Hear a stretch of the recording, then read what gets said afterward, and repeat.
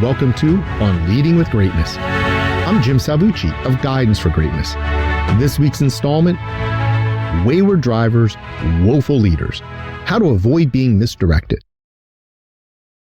She says, I am content when wakened birds before they fly test the reality of misty fields by their sweet questionings.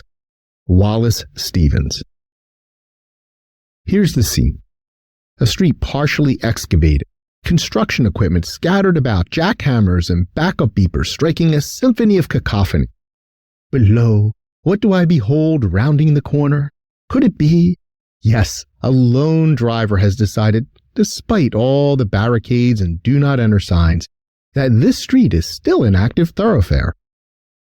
Even the seasoned construction workers shake their heads and tisk-tisk at such foolishness. This episode repeats all day and all night as drivers test the reality of a dead-end street. For the past 2 years, the condition of my street has existed in a variety of states that can best be summarized by the phrase, torn up. We have been hostages to an ambitious sewer project aimed at safeguarding the nearby Hudson River. While I'm fully on board with the goals of this endeavor, the noise and disruptions try the limits of my patience. In particular, for the last 3 months or so, my street has been completely closed to all but local traffic because the intersection by my house has been, you guessed it, torn up. Despite the sign at the other end of the block that says, road closed, local traffic only, the 3 or 4 other signs that say, do not enter, and the evidence of a large and quite busy construction site, non-local vehicles continually traverse the closed street, hoping perhaps that a path will miraculously reveal itself and magically guide their car through the mayhem and toward its destination. It's like watching a dark comedy or an absurdist play. A vehicle pulls up to the intersection at the other end of my block, its driver clearly perplexed by the array of do not enter and road closed signs. Somehow, for this individual, these several notices do not offer sufficient warning, though. After a lengthy pause, the driver chooses to ignore the evidence assembled before them and turns onto my street, at times forced to weave among an assemblage of dump trucks, front-end loaders, and backhoes.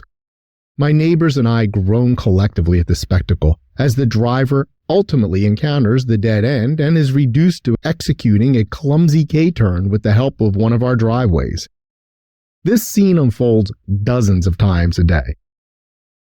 So what compels people who are intelligent enough to secure a driver's license and operate a vehicle to motor down my obviously closed street?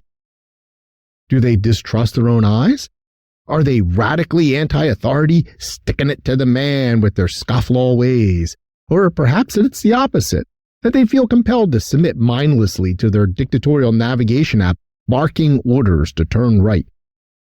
There are still others, I'm sure, who, emboldened by their profound solipsism and sense of prerogative, are convinced that rules don't apply to them, that even physical obstacles are only there to hinder the little people, surely not them. Their behavior manifests a toxic cocktail of arrogance, ignorance, and fecklessness that is so prevalent that it needs a name. Maybe you've heard of the dark triad? Let's call this melange of foolishness the dumb triad. Whatever the reason, though, the nonstop stream of wayward vehicles never ceases to vex me. I know I'm being a little harsh. We all make mistakes, even in the face of clear warning signs. But then as I watch yet another soul amble down my dead-end street only to put their miserable K-turning ability to the test, it hits me. This bizarre ritual is a perfect analogy for how managers and leaders navigate decisions. You didn't see that coming, did you? Well, maybe you did. Just as these silly drivers blow right past warning signs, fixated on the commands insistently streaming from their navigation app, and heedless of the consequences, so too do many managers stubbornly stay on their predetermined course, no matter the dangers, sacrifices, and outcomes. Pressure mounts from within and without to maintain an aura of steadfast confidence and decisiveness. Like our errant drivers, these bosses proceed to plunge themselves and their organizations into a treacherous route that can only terminate in a dead end. Better to stick to the plan and hope for the best than to rely on your wits and discernment to find an alternate route, right? Or so goes the thinking. This is the case with both headstrong and weak-willed bosses. The former are unwilling and the latter are unable to recalibrate and navigate the challenges before. And then there are the ones who imagine that the rules simply don't apply to them, that by brazenly disregarding the road closed signs and masquerading as local traffic, they can somehow pass through unscathed. I've seen this type pitching a fit in their vehicles when they reach the end of the road. Then, after demonstrating their scant driving abilities with yet another ungainly K-turn, they angrily blast back up the way they came as though recklessly speeding on a residential block will compensate for their frustration and foolishness. Similarly, there are far too many managers who operate under the delusion that consequences are for others, that their decisions are infallible, and any negative outcomes are the result of external forces or cosmic conspiracies. In their minds, they wield absolute authority and reap maximum rewards, yet bear no responsibility for their actions. It's a dangerous mindset, one that can lead to disastrous outcomes, both on the road and in the boardroom. Psychologists have theorized that power itself can cause a form of brain damage, that titles and authority erode the basic ability to connect with other humans.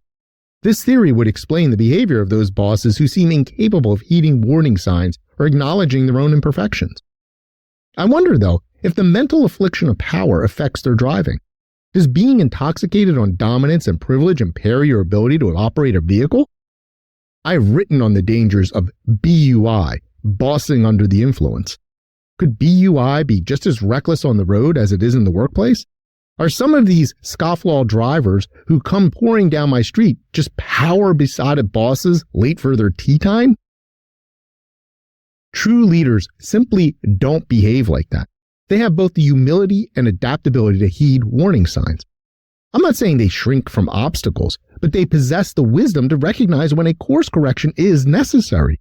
They aren't afraid to reconsider, recalibrate, and even reverse course when warranted. Just about every option is in such a leader's toolkit, except, of course, the foolhardy act of surging ahead into an obvious dead end. Leaders know when to quit, when to turn around, and when to consult a map, metaphorical or otherwise. They know when to stop digging and when to stop driving.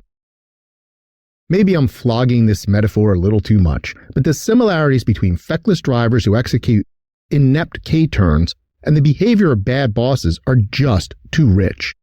Yes, maybe power does cause brain damage, a condition that manifests itself in boss after boss barreling down the closed streets of life, ignoring every warning sign and trusting their own hubris above all else.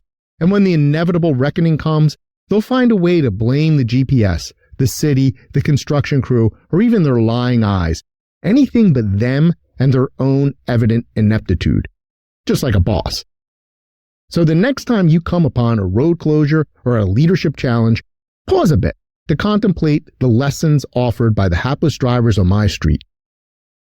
Maybe instead of just continuing forward, heed the warning signs, trust your eyes, and above all, be willing to change course when necessary. Because in the end, the true measure of a leader isn't their unwavering adherence to a plan, but their ability to navigate the unexpected pits, snags, and obstacles that life and leadership inevitably place our way. What do you do when you face obstacles? Do you ever stubbornly continue on when there is no place to go? Great leaders learn how to heed warning signs so that they can overcome obstacles or recalibrate, and I can help. Unlock the great leader within. Download my free resource, the Transform to Greatness Toolkit, now at www.thegreatleadershiptoolkit.com. I look forward to hearing from you.